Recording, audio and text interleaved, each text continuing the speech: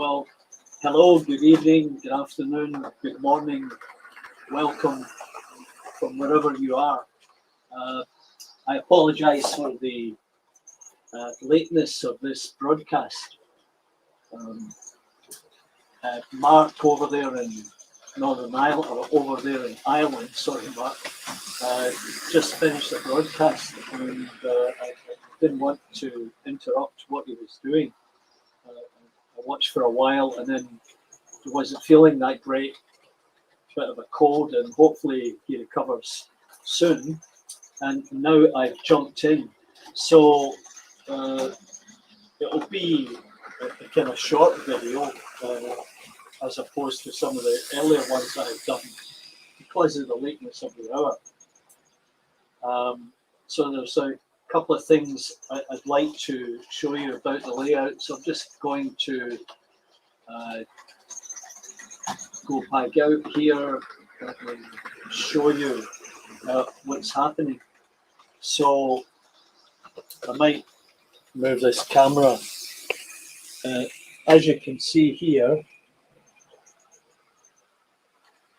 I don't know if that's dropped off.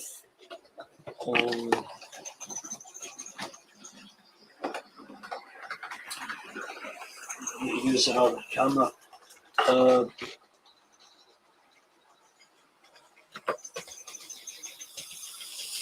As you can see here, I've done a mock-up for the tunnel entrance coming out of the station, and I've used black foam core for that. It's just a bit of a mock-up at the moment so that I get an idea of how it's going to look.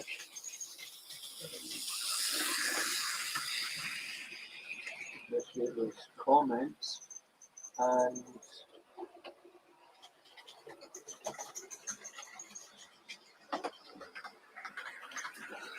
anyway, so that's the one thing that I've done. And the other thing is, you may recall that I had a point in here linking up these two tracks. Well, as you can see, I've removed it with the intention of this being a third track, or at least it being a third track in here.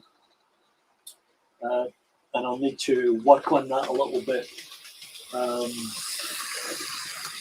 and change the points up here so that this track can come across and get into the storage area. So I'll have to think about that. But that's beginning. I've been planning this for a while and just not been able to get around to it. So the other thing is, I stopped by George's Trains the other day and I picked up this Rustall paint, which I'm going to try out on a few things. I also found these Marklin rubber tires, and I thank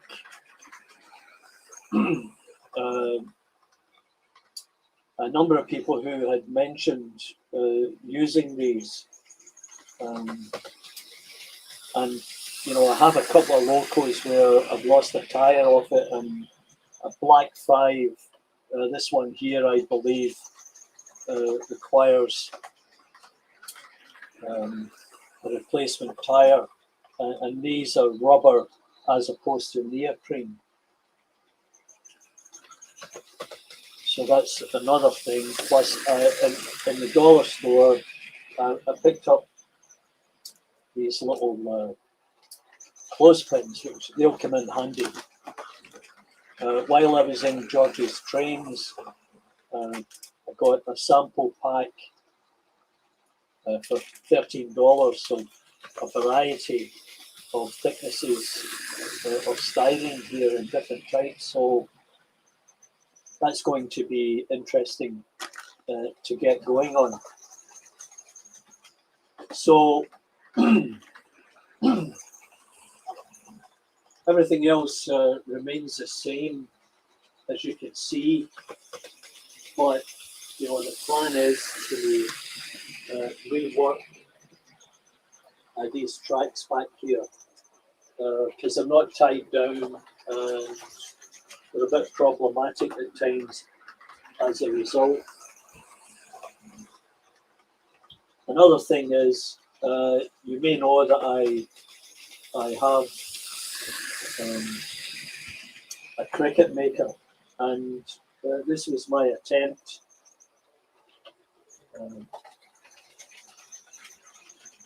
This is my attempt at doing some cut-out text.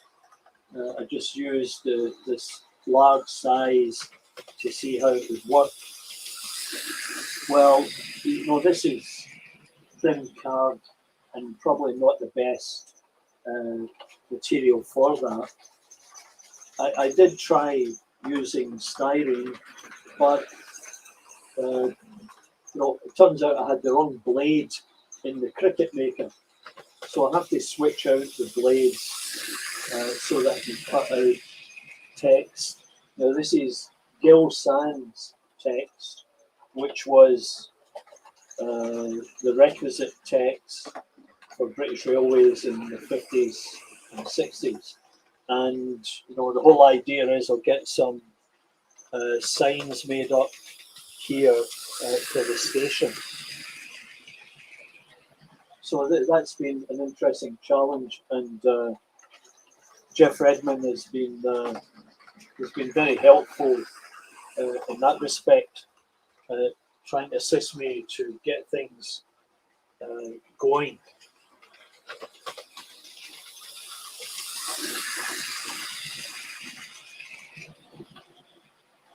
So yeah, I've been pretty busy with that, and been doing a bit of travelling in between. You may have known I was down at Niagara Falls.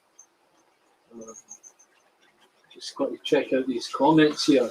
Anfield Road, you're there.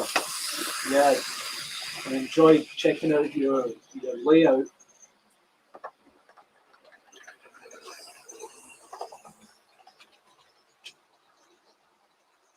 Yeah.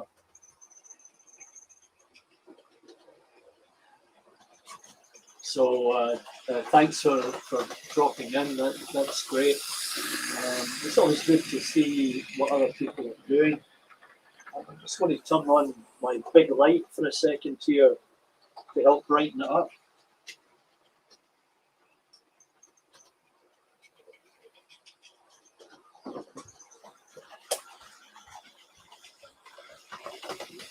I just find that the addition of the big box light, I'll show you that. That one there adds a different element of light to the layout.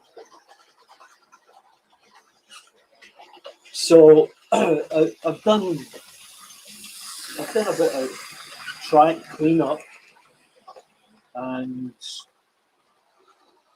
I've been using Anfield Road. You'll be familiar, Mr. Clean. You've probably seen this. It's a nice foam material. Not sure exactly what type of foam it is, but it's easy to work around, and I do find that there's a couple of spots on the layout that some of the locos have difficulty with. Another reason why I've decided to go with a third line is some of the locos were having difficulty getting through the point over there just as the trains come out of the tunnel. And the point may not have been lined up properly with the track, and that may have resulted in some of the derailments of locos just stopping. Limo Chairman, hello there, Partick Hill. Yes, and good evening to you too. Yeah,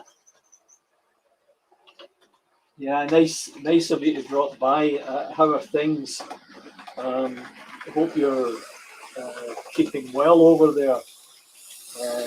Nobody's got any colds, and you're both recovered from the various ailments that you were experiencing. So, still waiting on that address to send off those pieces of art. Anyway, I'm sure you'll get around to that. So,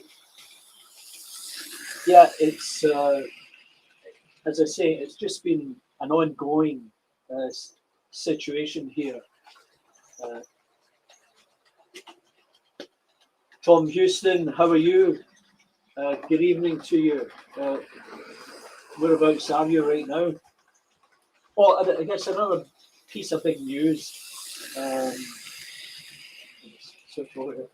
Another piece of big news is that last time I looked, I had 699 subscribers, and that is absolutely amazing. And you know, it's thanks to each and every one of you for putting up with me and taking the time to check out my channel and give me the likes, and also those that subscribe.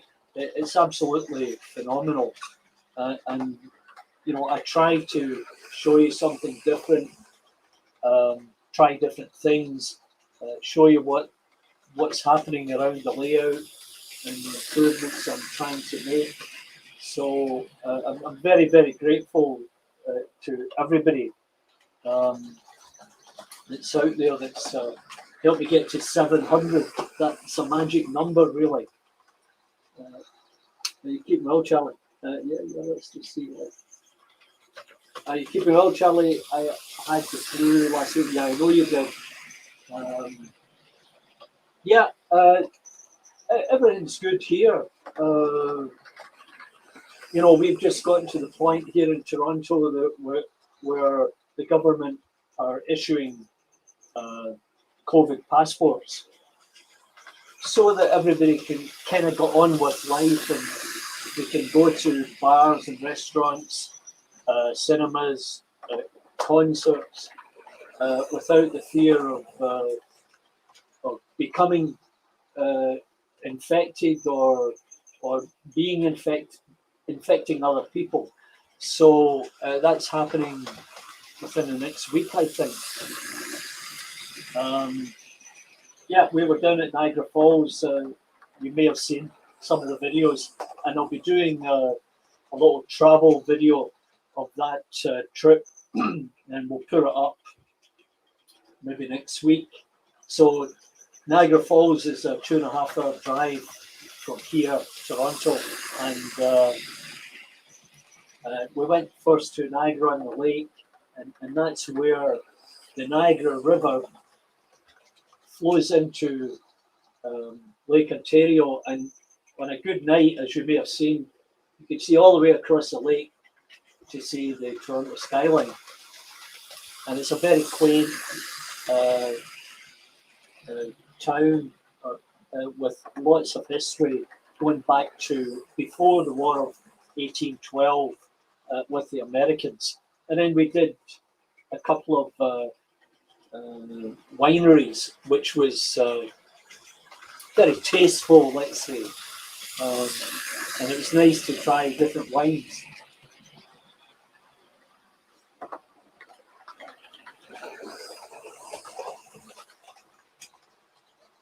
Yeah, thank you. So yeah, I'll get that up, and you know, I get caught between should I do these little travelogue videos or just do only the model railways. But you know, some people say, "Oh yeah, Charlie, I like that, I like that." Others say, "Oh well, you know, it's supposed to be model railways, Charlie. You know, what can I tell you?" I had tried to set up a couple of different cameras here. I'm going to have to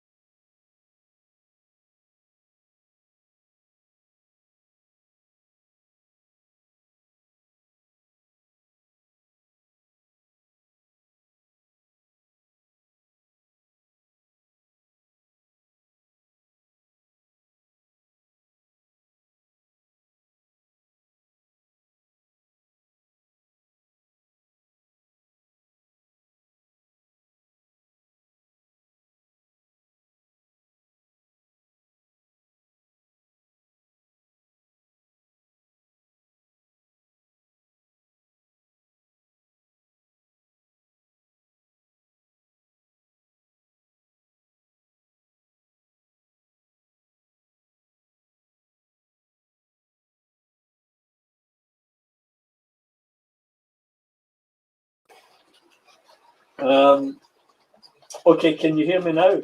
Just give me the thumbs up. We've lost sound at 3:40. What time is it now? 3:40. You're on mute.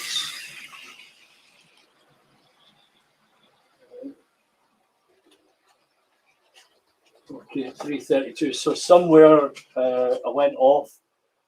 Okay, so okay, Tom, thanks. So just to back up a little bit, no sound channel. You're back. Okay, thanks, Flymo. I appreciate that. You never know what's going to happen.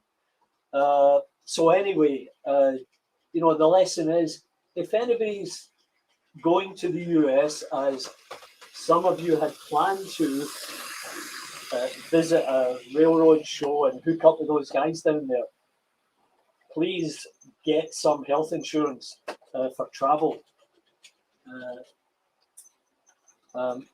It's so important. Like really, when I travel, I've got travel insurance that I got through my old employer. So part of the benefit package, that wherever I travel, I'm covered, which is really outstanding because, yeah, it could cost a lot of money. For those of you who might have missed it, Partick Hill Station, I cut this out on my cricket maker. Now this is just carved, paper carved. It's not the final product. I'm just testing it to see what the results would be, because you know what I want to do is see if you can see that. Oh, there's an A. I want to be able to cut out station signs of a small size. So I'm doing a bit of experimenting right now until I get a better understanding of how the cutter works. And Jeff Edmond has been very helpful in that respect. I'm in touch with them, trying to get things sorted for a file that he sent me that I'm going to try and cut. Yeah, always something new. And of course, as I said to you, can you get this? No, see that one's. I'm just going to try and change cameras here for a minute.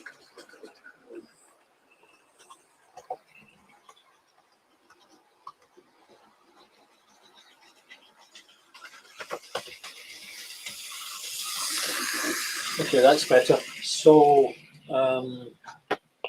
yeah, that's a cardboard mock-up of what the tunnel will be like heading out of the station. And I'll probably bring it to around here somewhere. And then I'll maybe move some of the town up over this area. We'll see how it goes. What I had intended originally was to have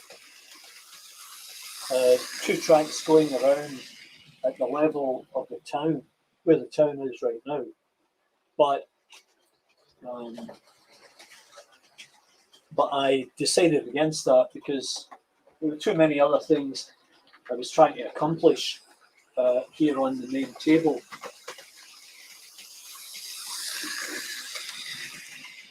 Oh yeah,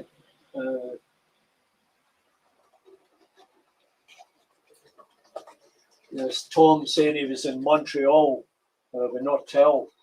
Yeah, I've been to Montreal many times because we had an office in Montreal, and some of the major clients in the mineral mining processing industry were located there. So I spent a fair amount of time flying up and down to Montreal. In fact, I did it so many times in 1 month that at the time Canadian Pacific were still flying, and because I'd done so many flights, they gave me a free ticket anywhere, which was very cool. And what I actually did was I took between points and that, took my son over to Glasgow. But it was the wrong time of the year. It was the end of February. The ticket had to be used up by then, and it was freezing. So it wasn't a great idea.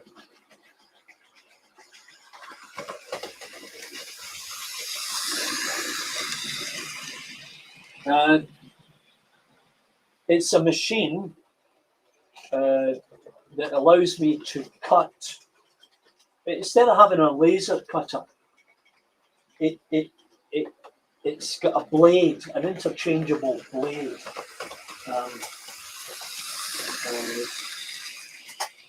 That you can. There's a little design package that you download for the machine, and it's a tabletop thing. If you go into my YouTube channel, you'll see I did a couple of little videos on it. But it allows you to do a design, and you can cut that design out and then put it together. So I give you an example of what is possible. That's my Glasgow tenement. Now, I haven't put it together yet, but I cut all of that out by hand from cardboard. But now what I'm going to do is I'm going to cut it out using, well, first of all, I'll put the design into the system, and then I'll tell the cutter to cut the design that I've just gave it, and it will do all that with great accuracy.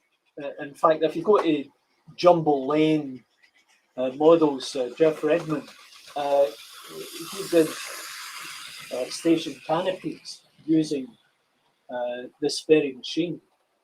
So there's a lot you can do with it, and you can cut out signs and all kinds of stuff. Just let your imagination go wild. But they're not cheap. The one I've got was, I think it was over $400. So you need to make sure you got a budget for something like that. Yeah, thanks, Luke. Good of you to drop by. So yeah, and I've been working on servicing a number of locos, and also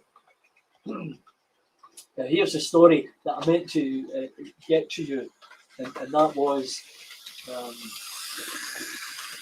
let's get back on this.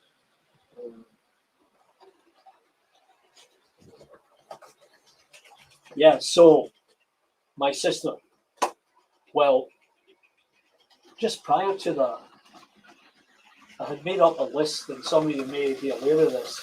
I made up a list of parts from Triang Hornby that I need to repair a number of locos that I've got that are in various stages of repair. You can see that one. Yeah, here. Like locos that just need bits and pieces, whether it's brushes or cogs. I mean, the cogs for the A4s. What would derailment? The cogs for the A4s are a bit problematic, and I have a couple of tender-driven locos that were screaming like banshees. And it turns out it was the cog. Either the cog had dislocated or it was cracked. And Barry Davis, thanks very much to Barry Davis for helping out with this, because he identified this for me. I had all these locos that were screaming around literally screaming around the layout, and I didn't know what to do with them until Barry Davis brought up the topic, and I sent him a little video of what was going on with me. And Barry described the issue, the problem, come up with a solution. So among the number of little things that I sourced over in the UK from a couple of suppliers, were these brass cogs. So, I've spoken about the cost of sending postage to the UK and the UK to here, and especially from the UK to here, it's very expensive. So I thought, timing is good. I'll have them send it up to Glasgow for a couple of £, and my sister will put them in her case and bring them over, and I was so happy that was happening. Well, of course, that all went down the tube when my sister wasn't able to fly. Now she's going to have to repackage and send them over here, and I'll need to wait a couple of weeks for that. So, yeah. So I've got brushes coming, and cogs, and just different stuff. We just passed that on to somewhere else. Decided to have a banshee of a Duchess.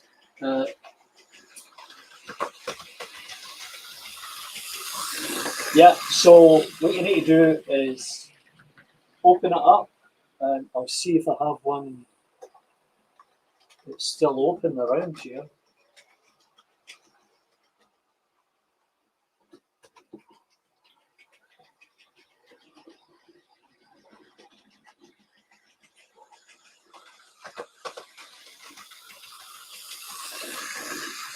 Yeah, I don't have one to show you, but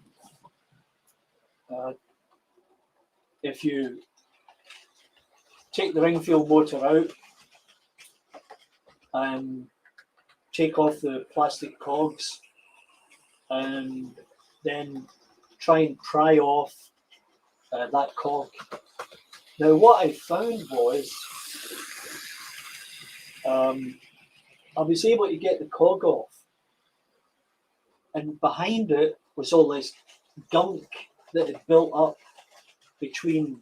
I think there's a washer there, and then the cog, and behind it was all this gunk. So I cleaned all that out, cleaned off the cog, put it back on again. Lo and behold, problem solved. Now you might try that, and as I say, you might try that, and if not, you can use a magnifying glass and have a look for. It could be a hairline crack, as Barry Davis pointed out. Bits and pieces like that pass through the customs easily enough. I can anything I've had from him. That's Santa Claus. Yeah, I'll post that. Well, most of what you see here, or much of what you see here, I bought through eBay, and a few pieces from Hatton's, and a few pieces from Mono Railway Show here. Now, for the most part, I never had an issue with customs, because I think if it was under $50 or whatever, yeah, it was no problem. Otherwise, you might have to pay $10, something like that. It might all boil down to luck. Not really sure, but that may have something to do with it. But yeah, they can hit you up for.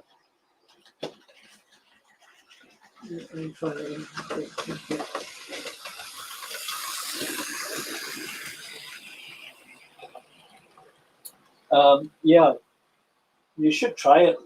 Let me know how you get on with it. And the traction tires, yeah. So it was Barry Davis. He did a little video on these traction tires, and he alerted me to the fact that Marklin, now these were $9,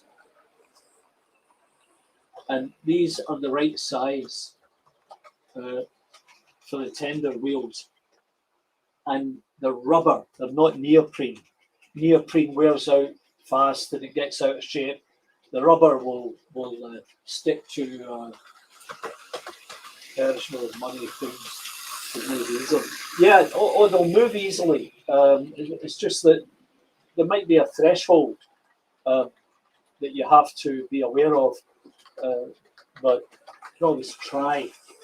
And touch wood, for the most part, I've been pretty lucky. But I'll tell you a story about taking stuff over there.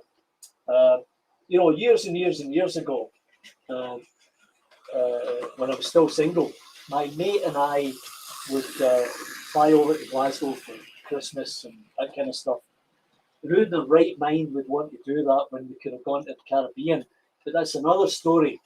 And what we used to do was go down to the local deli and get some nice thick steaks. We'd order them, pay for them, they'd put them in the freezer, wrap them up in tin foil, and then we'd go and pick them up on the Friday of the day we were flying back to Glasgow and stick them in the suitcases, and away you go. So we get to the other side and get home and open up the tin foil, and the steaks were just about ready to cook. So everybody had a feast on these big, nice, thick steaks. Things have changed, I guess. That just wouldn't happen then.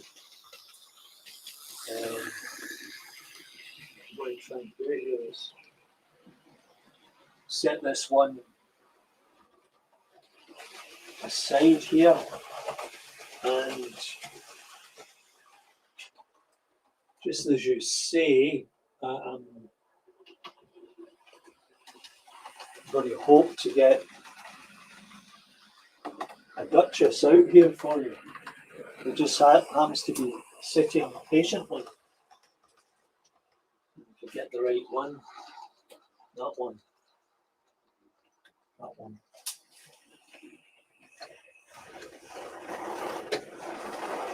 Yeah, just need to get that back on track.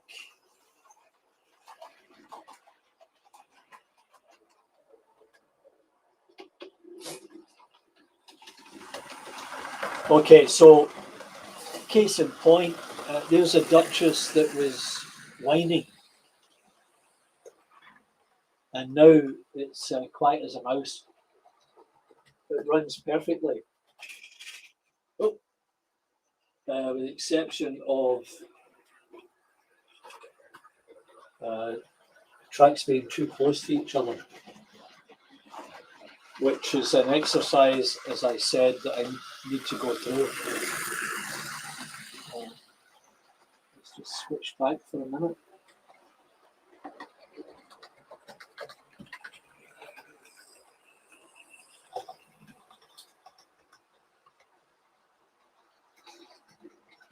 Anyway, so yeah, that's what you have to do.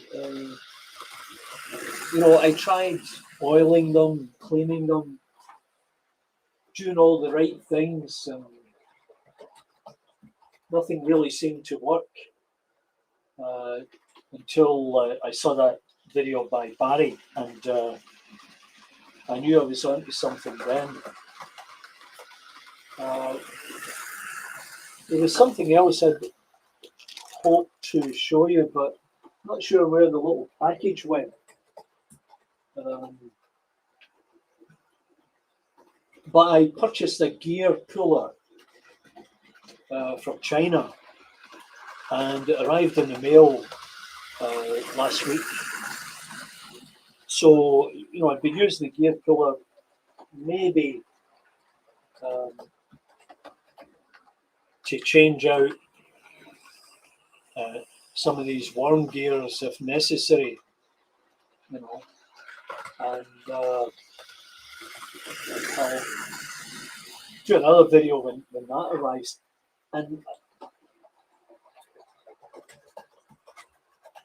And another thing that I've got coming in the mail today is a magnetizer. Now, I know that guy Dodds, I think that's his name, has got this huge magnetizer that he uses to remagnetize the magnets on the locos with enormous success. But the problem would be getting that over here, because I'm sure it would be very heavy. So I've been searching around for something similar, and all I could find was a small remagnetizer, magnetizer, demagnetizer, whatever you want to call it. It does both. And the way they show it, you can put your screwdriver in, it magnetizes the screwdriver, you can pick up the screw, and so on and so forth. I've got a few packs of brushes. Yeah, you know, the one thing I find about Amazon, they certainly do have a variety of stuff, but often it's not the best deal.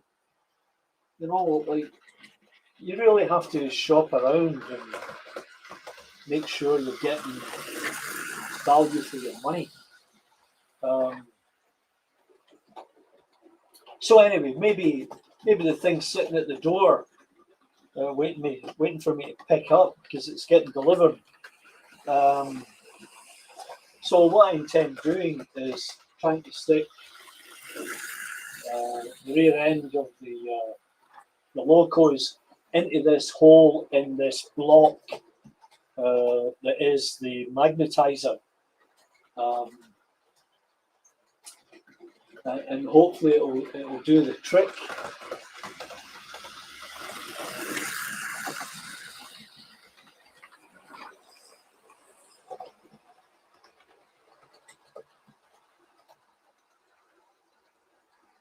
Yeah, the XO4 tires,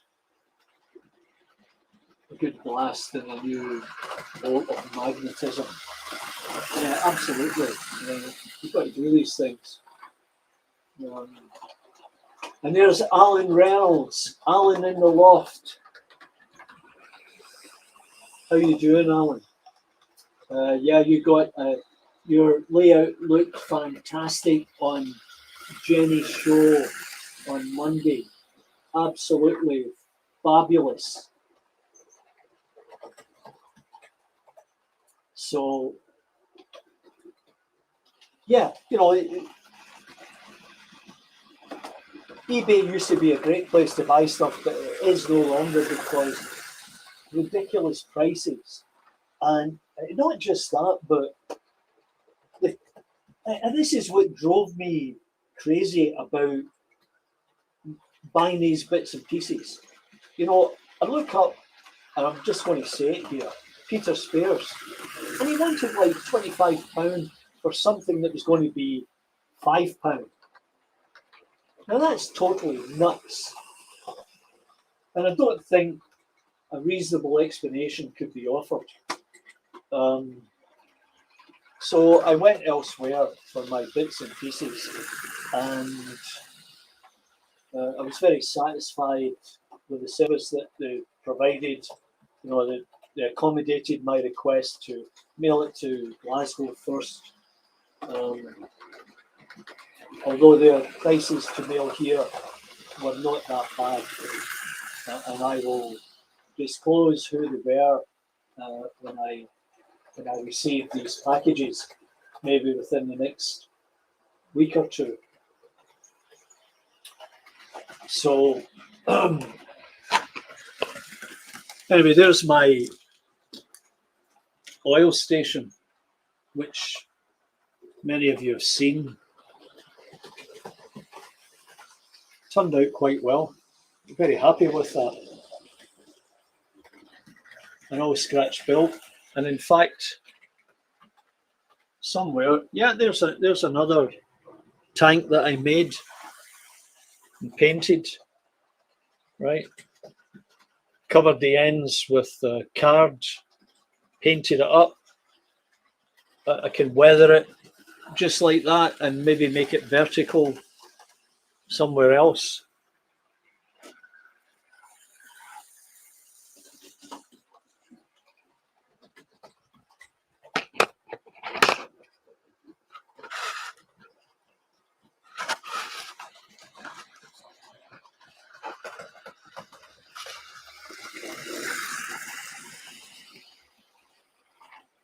So some of you may have seen some of the power systems that I've got here. This one was from China. It was a couple of pounds. I don't have it hooked up at the moment. This is an old Tech 2 that I got from somebody on eBay in the States. There's another generation of one of these Chinese VPM, MPW, whatever it's called. You know what I mean. And then there's this other tiny one here. Now this one only goes in one direction at the moment. So it'd be ideal for anybody who just wants to run, I guess maybe like what I've got, a round and round layout. But apparently it's a reasonable task to modify it so that it's got a stop and go forward reverse on it. So that's another little project I'll need to get to. Now there's always something to be done.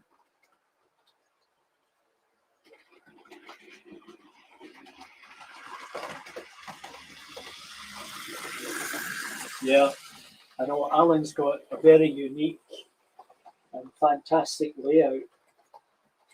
You know, one of these times, if I get back over there, I might make my way down to Dover and bring a bottle of Scotch for Alan.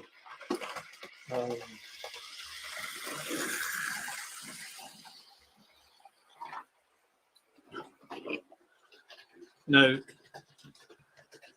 those little flower boxes I received from Rob Johnson, and I bought those little flowers in an art store here called Michael's, and I cut them up to suit, and they look fantastic. Yeah, that's very grateful to Alan for Rob for sending them. So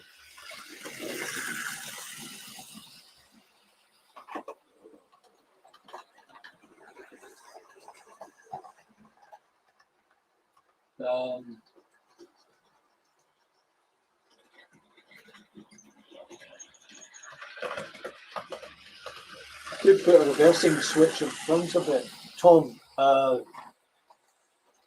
didn't quite catch up on that.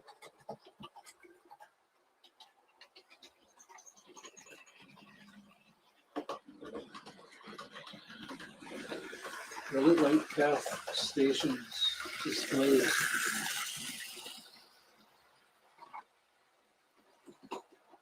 Oh yeah, the flower boxes. Is that what you're talking about? And are you referring to the model layout or the actual station? I've been to the station a couple of times, and like many moons ago.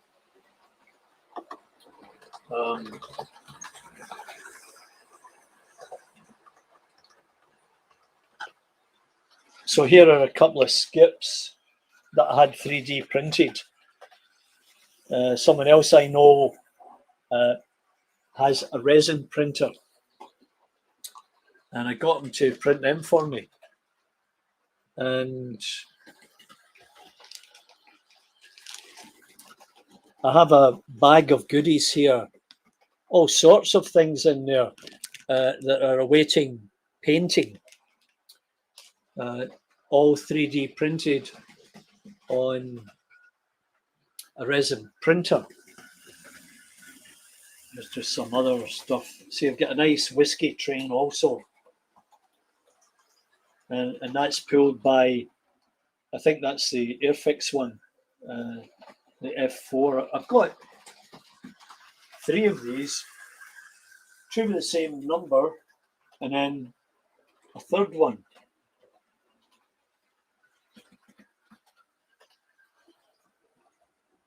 And there's my RAF Spitfire Airfix kit. So if you're looking for something different, you want to set up a little military train, find a broken Carabelle car transporter from Triang and cut it up, and then find an old Airfix Spitfire or Hurricane and cut it up and put it on there. And as you can see in that one, I used tissue paper over the cockpit and painted it as if there was some bad damage done in there. So yeah, you can do lots of stuff. It's time and effort. And this little wagon, I got to go behind the little 040. I took a chassis from a wagon and then I built the rest and added in the little bicycle for effect.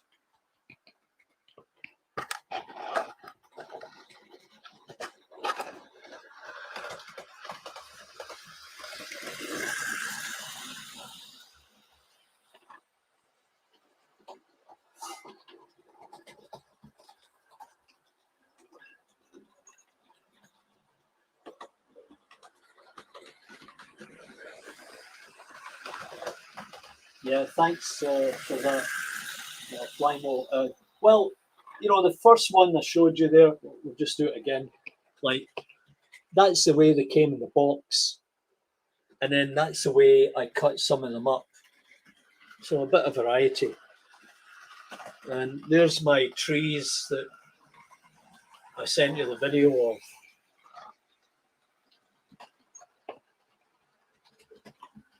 So they look the part, and those buses are all Glasgow buses. I've got quite a number of them. I know what you're saying about the colour scheme being local to where you are.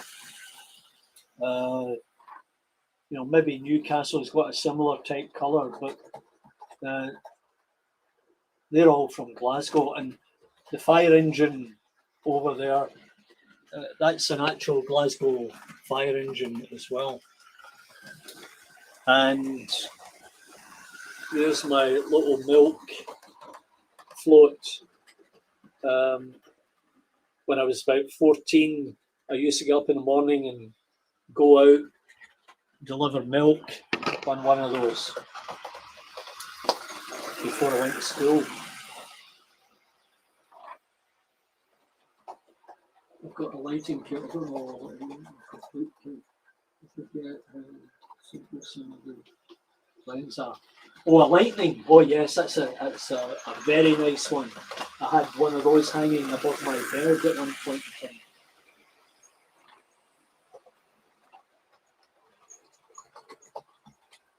Yeah, you know, like, buy a used one. Go the next time you go to a toy show, I'm sure you'll find one lying around somewhere. And,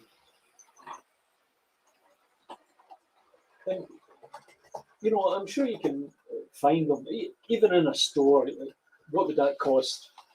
$10, £10. I don't know, but I would look at some of the shows.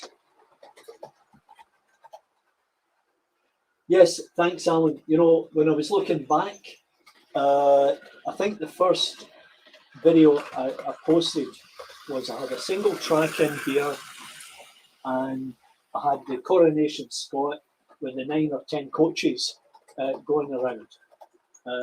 And I was absolutely thrilled that it was running, and it went around, and that was the kick-off from there. Then it became more complicated because I had to add points in. And of course, I don't have any, they're not electrically operated yet. It's all done by hand. I might at some point change that. We'll see how it goes. But what I'm going to do is I'm going to bring this one in. Let it sit there. And then pull this one out.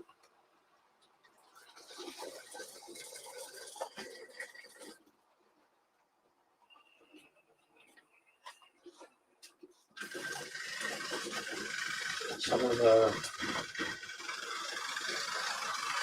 that's the whiskey train.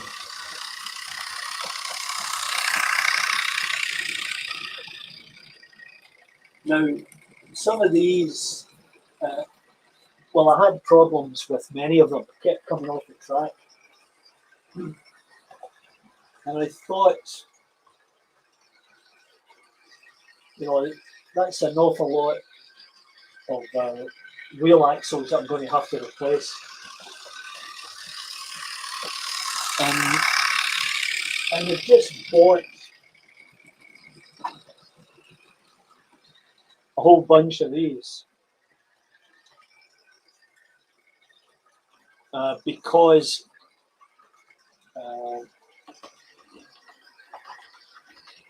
my Gresley coaches ran awful. They would come off the track for no apparent reason. So I bought them with the idea of replacing the wheels on the Gresley coaches, because I didn't want to I didn't want to stop running them, and I didn't want to try and sell them. So I made up my mind to do this, buy them and then replace them. And I've done a couple, and they work great now. So at the same time, you know, I was looking at other wagons and coaches, and some of the old Triang coaches, like this, you can just see that it's got a square axle, and there's no adjustment there, and they're problematic. So I first looked at these grain carriers, and I thought they were plastic wheels. And when I took one off and I tried to move it, the one wheel came right off. And I thought, oh, they're adjustable. So then I went through each and every one and fixed them. And now they run for the most part perfectly. And I go in every now and again and check them. So that's part of the process I'm going through right now, is to check all the wheel sets and all the coaches, check the gauging, and you know, see what really needs replaced.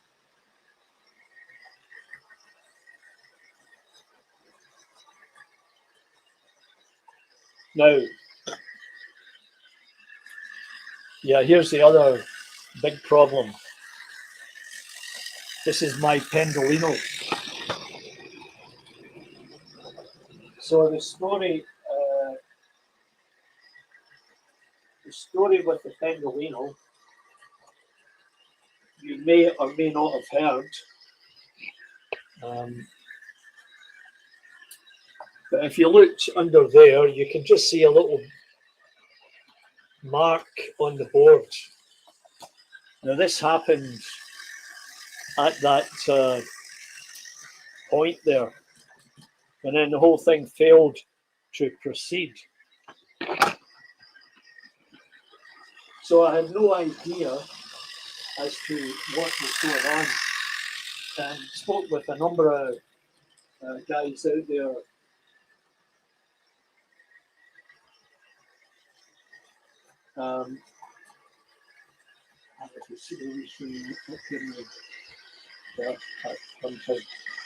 So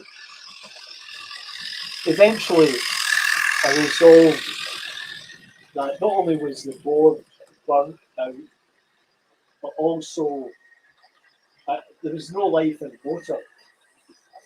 But you know, having said that,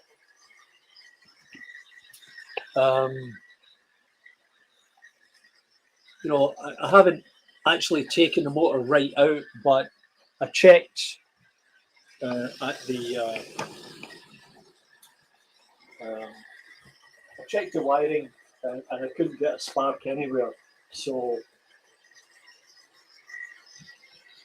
you know, I was going to order new pieces, but then I thought, oh, okay, I'll get my sister to do that too. And by the time I resolved that decision,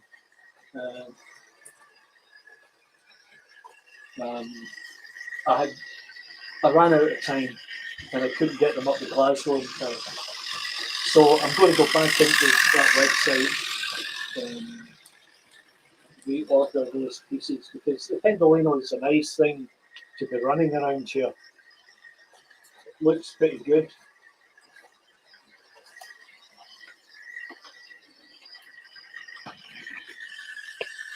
Now, I bought this some time ago because a friend of mine who's got a massive layout went digital. A long story, but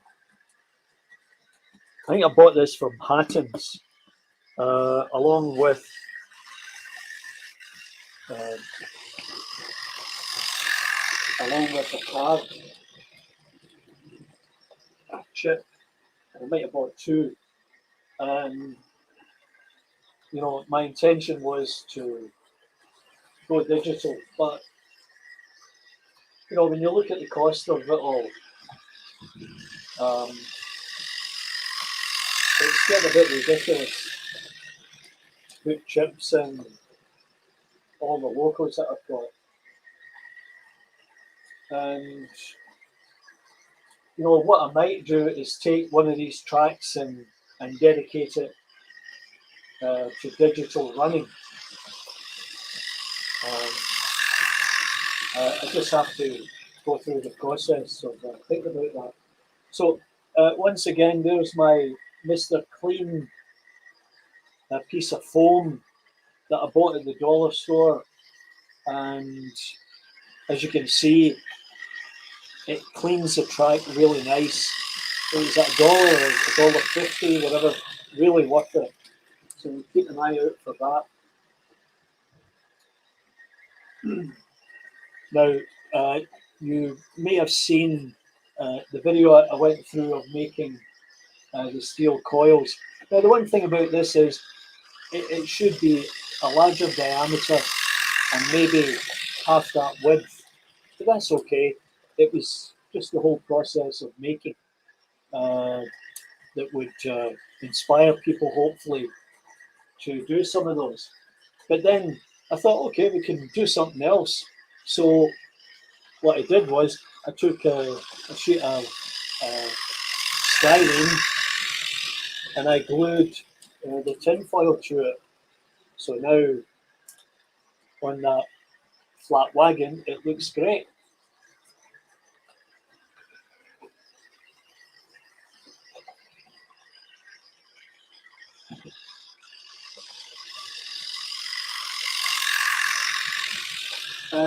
Yes, Tom, I do have a multimeter, and I know what you're going to say.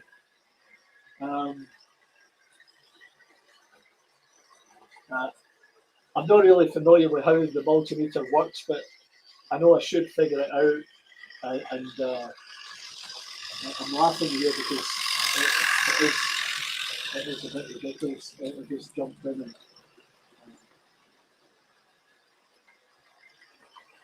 yeah, it is a bit ridiculous. I've got a multimeter here, and I should know how it works, and I should use that to test the motor of the Tamburino. Oh, a wee bit of a derailment. Oh.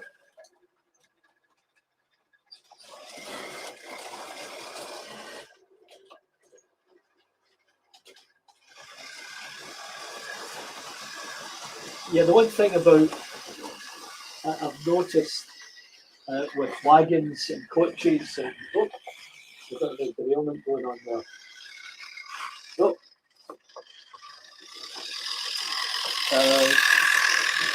You know, if those couplings aren't properly lined up, they themselves can cause, oh yeah, see, there's something going on there. Okay, not sure what the cause was there. Something must have happened. It may have been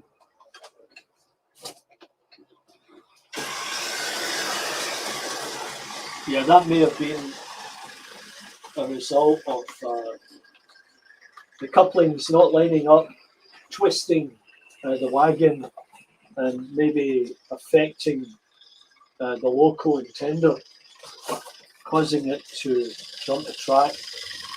Yeah. So when I see something jumping, I know that I have to look specifically at that one. So let's see what's happening here. That's why I stay DC, the cost of converting all my locos. Yeah, you know, it's a nice thought to convert locos, but, you know, you have to think about the cost, no question, and see what value you're actually going to get from it. I'm just going to pull this in and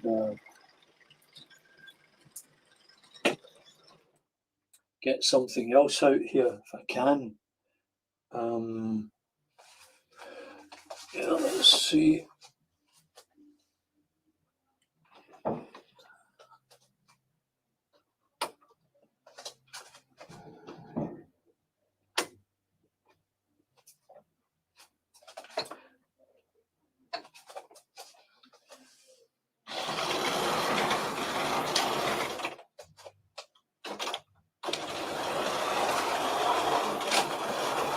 So this is the EM2, and you know it is running, but oh, there's a problem. Never run pantographs under a tunnel designed for steam trains, and hopefully they'll stay down. Just need a little helping hand. Now, when I got this, I couldn't get it to run. This was a few years back, and you know, it turns out it was the wheel sets. Now, John Cham's 123,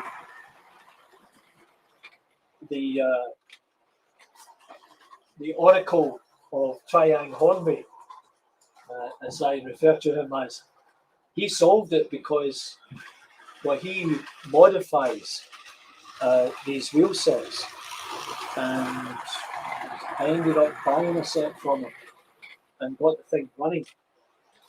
You know, having said that, it just needs a bit of TLC every now and again. Andrew Dobson, how are you? Nice of you to drop by. You get such bags here. I think you would.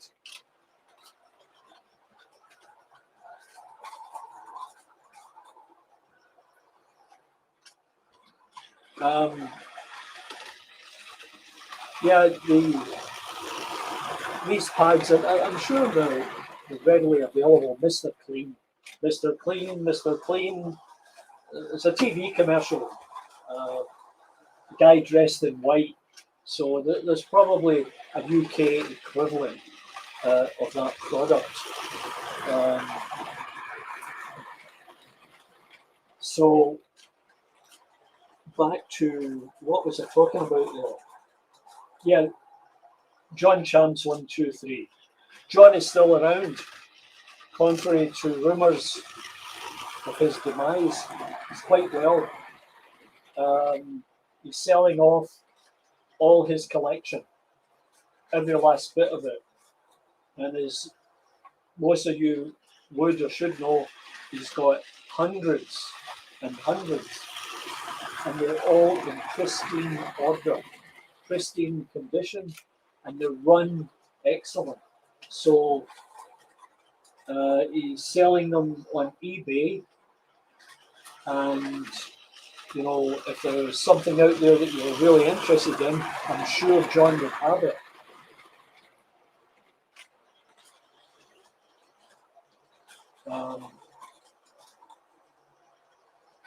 And so, you know, which brings me to another thing about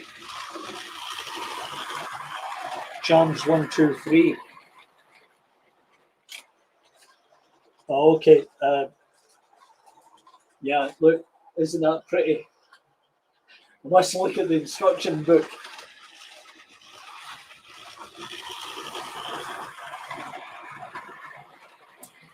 Now, you're all familiar with that. R569. And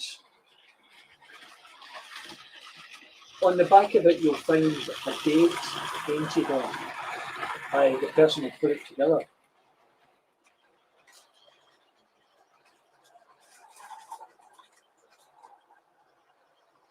Yeah. So here in Crieff. Yeah, I've been to Crieff a few times. My cousin lives in St Andrews. Anyway, so John Champs.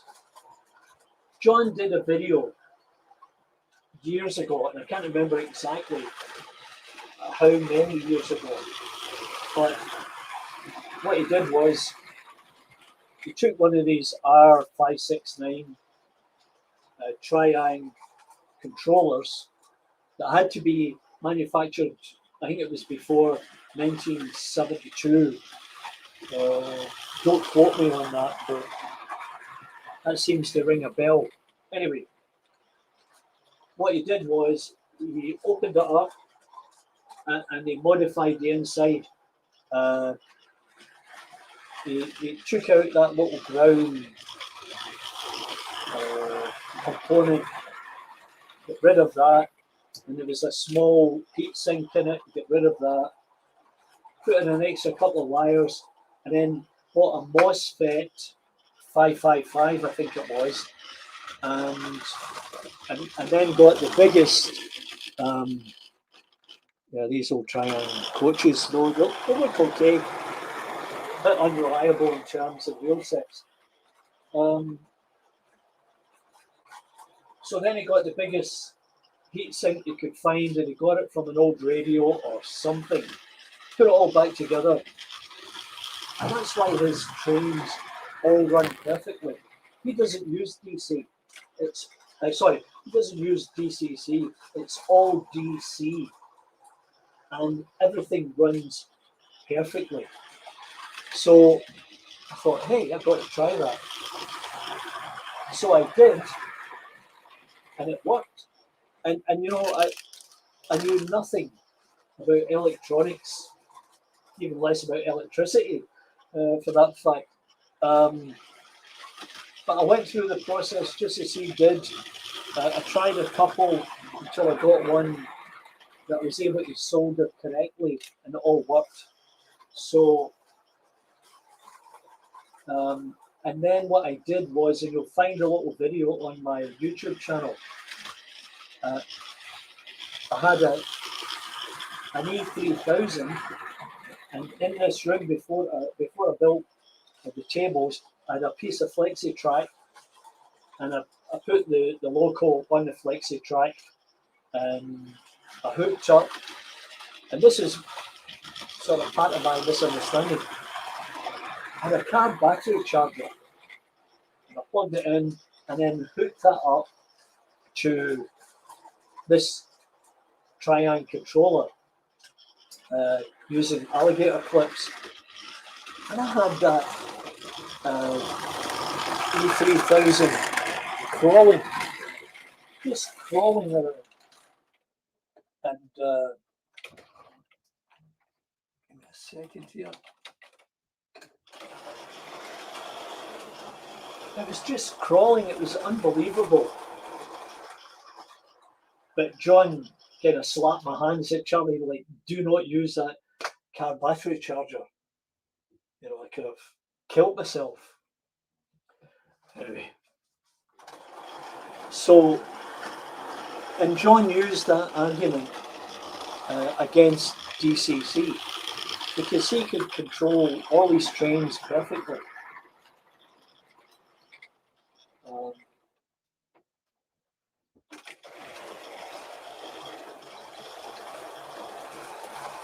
And so all I'd say is, you know, check John what to offer. Yeah, that's...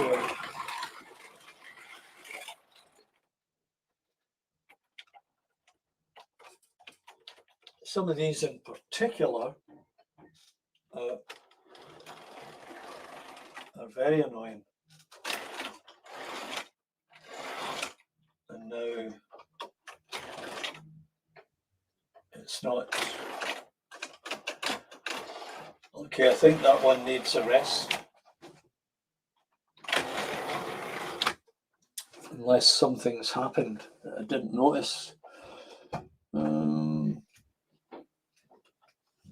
Anyway, in the meantime, there's my little Lima shunter. I think it cost me $10 at a show. So I stripped the paint off it, painted it black, put a bit of sort of silver paint on it to give it a wee bit of weathering effect, and it runs great. Maybe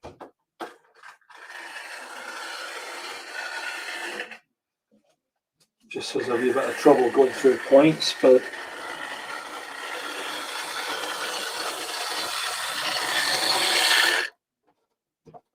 as you can see there,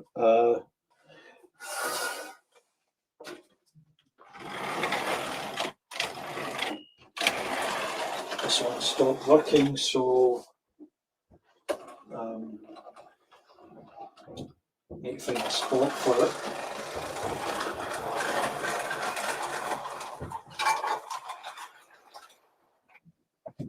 Anyway, yeah, that little Lima, it actually works really well. I'm kind of running out of space where to put things. Yeah, maybe reverse this one back up. Yeah, so track.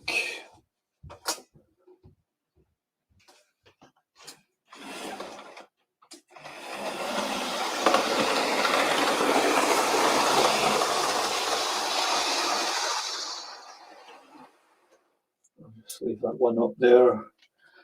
Really can't run anything in there at the moment. So, anyway, I think we're kind of getting to the end of the show, and let's see what else is here. An idea of track cleaning being fish plate security, a tiny touch of soldering flux. It's a problematic joint. Yeah, Yeah, I'd say that very well might be the case, Flymo. And another thing I use is the cork from a wine bottle. Somebody else told me that. I've tried it, and you know it's probably assisted that. But your point about the points.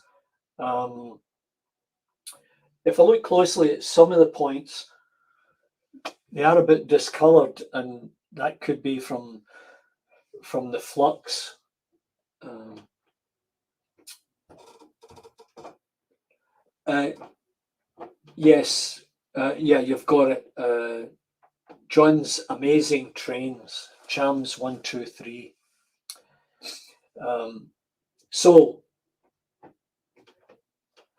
once again, thanks very much for joining in today. I know the timing was a bit later, and as I said, Mark over there in Londonderry, Derry, whatever it's called,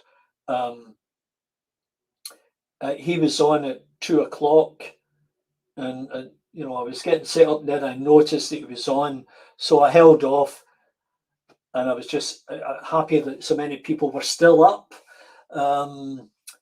And that's good. So it gave us a chance to run a couple of trains and chat with everybody and see how everybody. Oh, there's Mark Hemmel down. Yeah, Mark, your layout's coming along great. I've been following you, and you're making some updates there that look really good. It's all jolly good fun. You know, DC, from what I've seen on videos here of DCC that had been built, there's still a heap of wiring. Yeah, there is a heap of wiring. I've got 2 sets of wires here,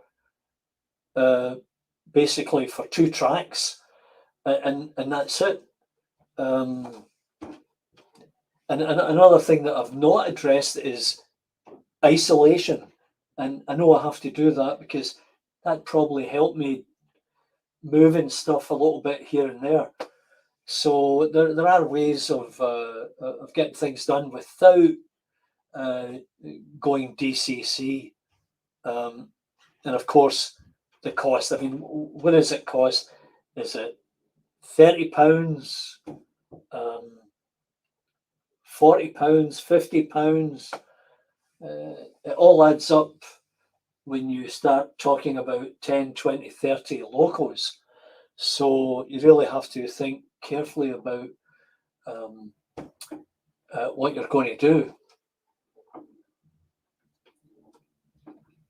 So, yeah, so what's coming up next? Well, you know, I'll check out that the magnetizer. It might be sitting at the door, as I said. We'll see if we can get in a little bit further with the tunnel. That's just the mock-up at this point. I'll change out the locos for next time. I might put on some diesels that you may not have seen for some time. Blue Pullmans and such like. Also got the Channel Tunnel train. Got a myriad of stuff, right? A lot of it's sort of, shouldn't really do this, but yep. I'll need to change this out so that you can see what's going on down here.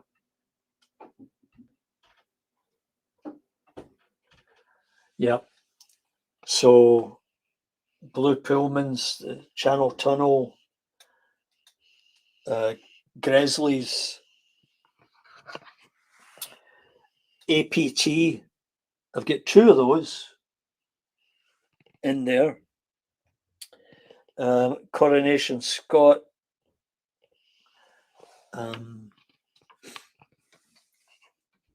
War Department. a couple of A4s, coaches. I should get rid of a lot of this because, you know, in all honesty, I'm not always getting around to running everything. I don't know what your position is, how you feel about having stuff that you don't get out quickly or get out regularly. As an example, there's an old Hornby double. I don't know if you can see that. No, I guess you can't. Just change the camera, but I've got an old Hornby double that I actually got to turn the wheels. I'm not really sure what I'm going to do with it.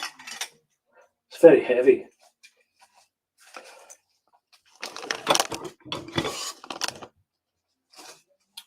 And then what else?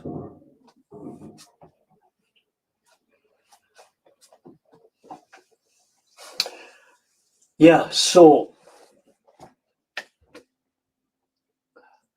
St. Mary's. I was watching your shows today. Very impressed.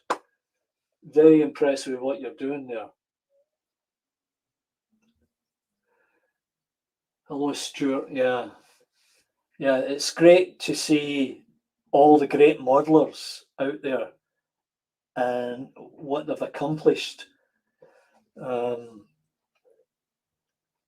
guess I should, rather than me just talk, why don't I just get something out there? If I can. No, I can't get that one out. That's done. I need to move this one around so that I don't.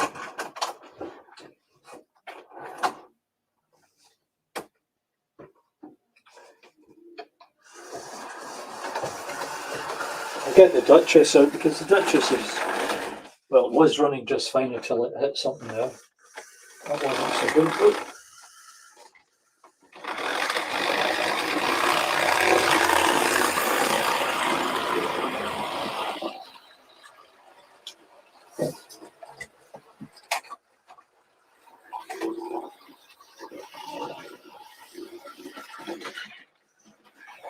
It doesn't like that point. Must be something. Anyway, where were we? Well, you're welcome, Stuart. I mean, tremendous work. I love everything I see. And very sort of inspirational too. Knowing what can be done. Oh.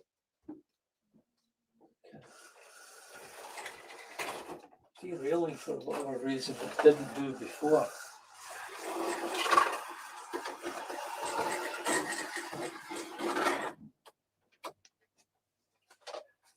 Yeah. Something strange going on. Yeah, sort of getting close to the witching hour.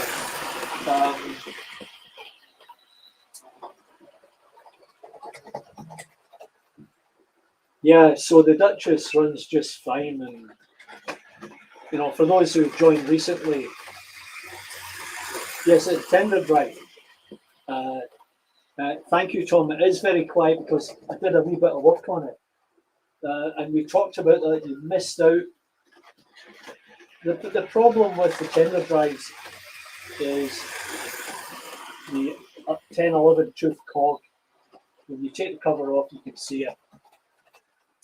And sometimes, not the brass ones, but the alloy ones, and this is all coming from Barry Davis, if you check out his video on it, sometimes get a hairline crack, and that causes it to lose the fit between the axle and itself, and it just spins. Now, in this case, I was able to get it off, and I found some gunk in behind it. Now that had been screaming like a banshee, as I said earlier, and I cleaned it all up, put it all back together, put a bit of grease in where appropriate, and oiled everything else. Perfect. But I've got on order 4 brass 11 tooth cogs that I can put on my other A4s and another black 5s.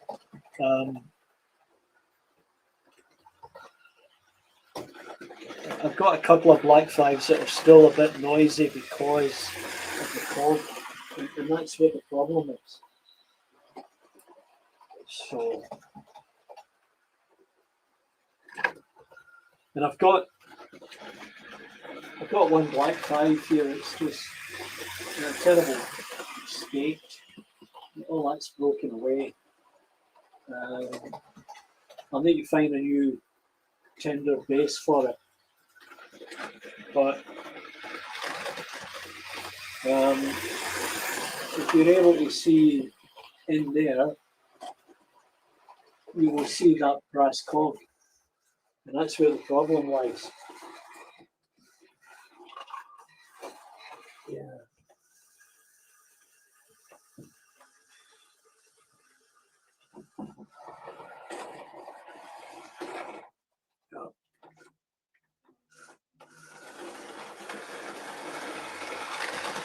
Yeah, so I need to start looking at the gauge on with the front bogey. They seem to be coming off with regularity. There again, it could be the points. So, a couple of lights, working lights, or just lights. I've got a little bag of lights sitting around somewhere that I keep meaning to put onto my locos. And I do have some locos with lights on them.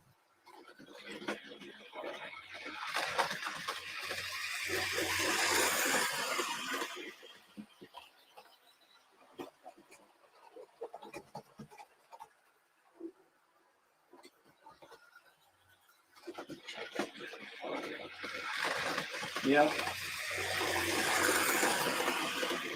Yeah, you can do all kinds of things these days that might not have been available before.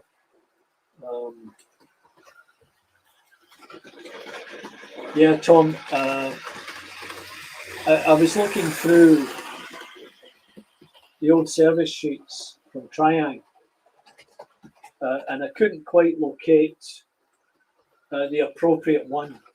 I'll need to do a little bit more digging to try and find out which one it is, and then I'm going to try and source it. Oh, that one there, that was actually Barry Davis talks about that one. He said that was one of the better ones that they made. And then, yeah, what happened there?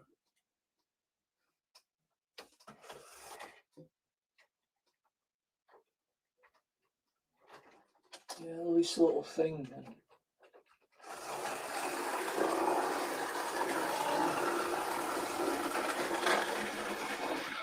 Yeah, I'll get that over again. Okay, a little bit of history here.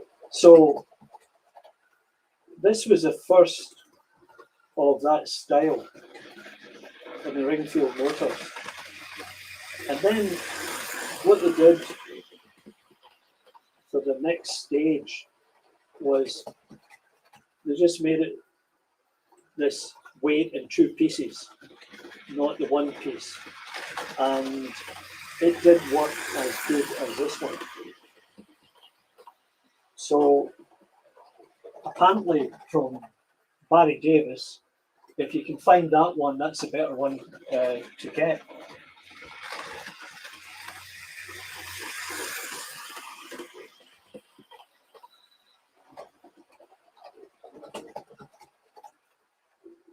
Yeah.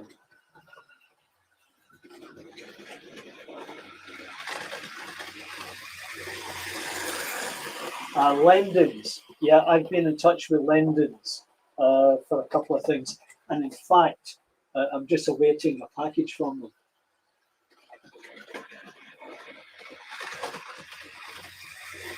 Yeah, that's right, the Fleischmann. And it was on that same video, I'm sure, that Barry said, and here's a tip for you, get Marklin, I'm sure he said Marklin wheels, tires, sorry. And yeah, there you go. Rubber tires. They're rubber, they're not neoprene. And rubber is far superior. So, yeah. Then the plastic replacements came in.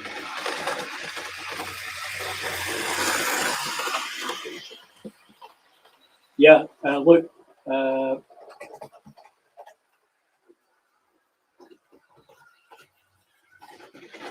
You know, I take my hat off to Partick Hill for a number of reasons. One is his in-depth knowledge of the hobby. Two, his helpfulness in sharing that knowledge and information. And he even said to me, "Oh, Charlie, if you get stuck, I'll probably get one in a drawer somewhere." And thirdly, that initiative of his for people to donate train stuff for the disabled, that was fabulous. And he was inundated, he was overwhelmed emotionally by the amount of stuff that people had sent to him. Yeah, you should get the OBE for that. There's others that have received the OBE that shouldn't have got it. Yeah, brass and plastic, yeah, that's a thing. So, okay, another little tip for you. I spent $20 getting this. Meanwhile, I also do a little bit of art. I have pastel chalk crayons. Now, take the chalk and scrape it with a knife, you'll get powder.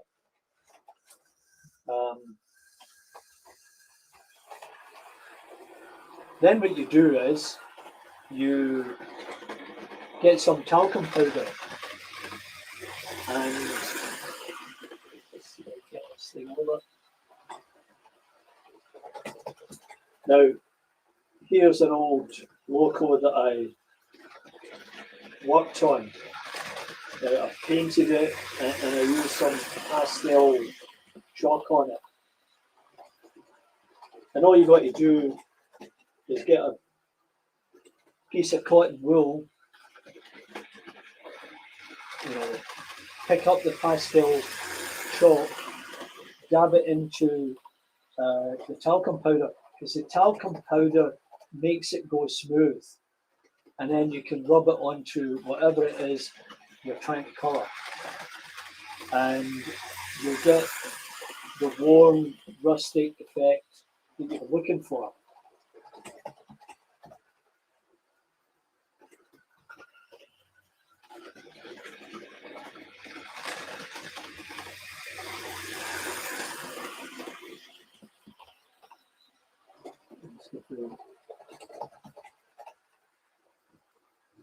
Yeah, you've got to change them out if you can.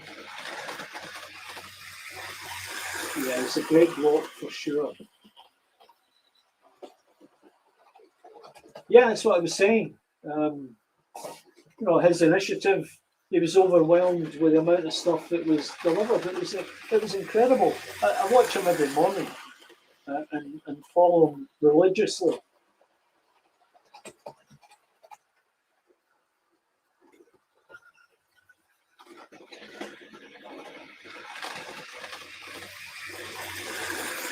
Yeah, another mountainous task, Alan.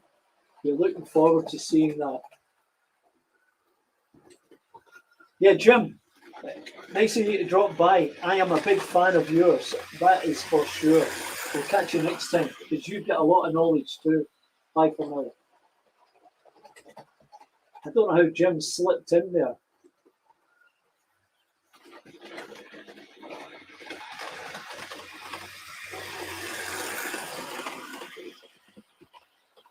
Yeah, yeah. I don't know how Jim got slipped in there because I watch Jim all the time. He's got great videos servicing all these old locos, making them work. Very detailed, very informative, just great stuff.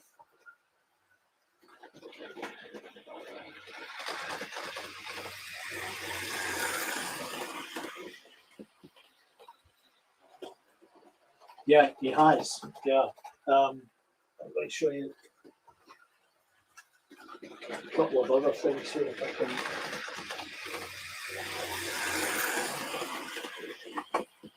just stretch. Okay, so first up, you may have seen this. I'm not telling you what it says on there. This is corrugated iron. Now, it's not your it's not your styrene corrugated sheets. It's actually tin foil. And what I did was through a guy called David Hourigan, who makes scale models of buildings, not in our scale, but larger scale. He got me onto this company called Brunel Models in Melbourne. And they make a plastic tool. It's like a tool and die thing. A sheet of plastic which has got grooves in it. And then a little flat piece of plastic with the inverted or the grooves, the pointed section, the reverse of the grooves. And then you run it across it and you get that level of detail. Thing was, I think the little tool set cost about 15, 18 Australian dollars. It cost over $20 to get it here. And I only used it a couple of times and then it broke. I was so disappointed. You know, I wrote to the people and told them, and he said, "Oh well, you know, send us your address and we'll sort something for you." I never get around to it, but I will. And I even offered to pay half the cost of the postage. But yeah, that's a great little tool, and I painted it up, and as you can see, it looks pretty darn good. So that's a fence for my scrapyard. And then, you know, there's a container load of scrap. Now the scrap is from everything you would find around a model railway. Just pile it in there and then paint it up, and you can see, if you look closely enough, you would see the treatment I did with the pastel colours.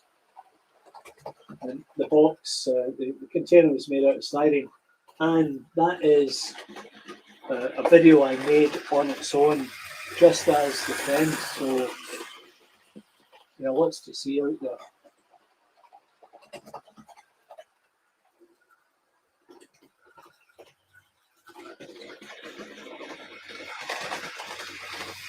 Yeah, thanks, Brad.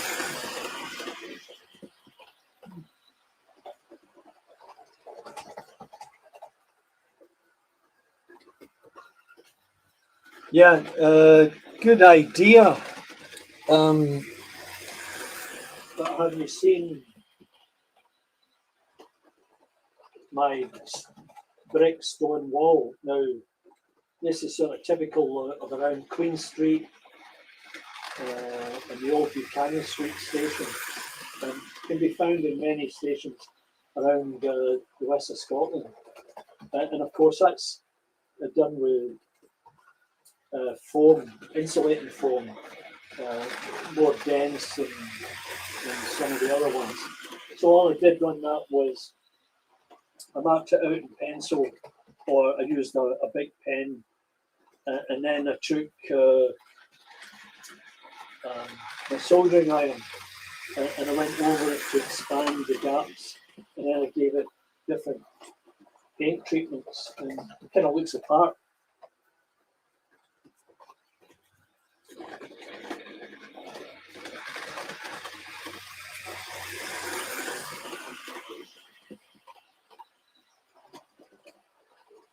Oh, really? Oh, yeah, I know what you're talking about.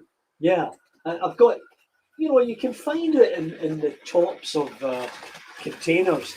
And here's a perfect example. Just when I open this up.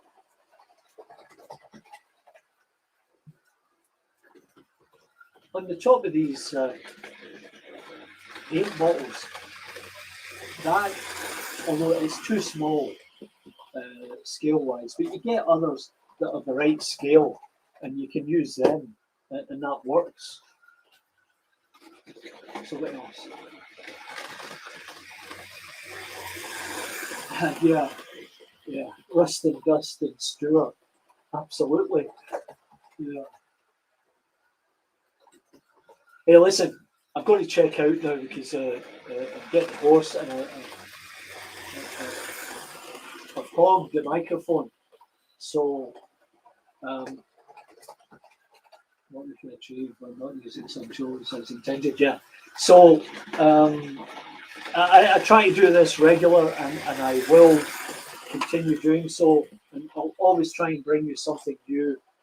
And once again, thanks to each and every one of you who subscribed to my channel, all 700 by now, and it's been a great journey, and long may it continue, and keep on running trains, as they say, and have a very good evening, and we'll catch you all again next time here at Partick Hill Station. So I'm just going to let this run out a little bit rather than just jump right off.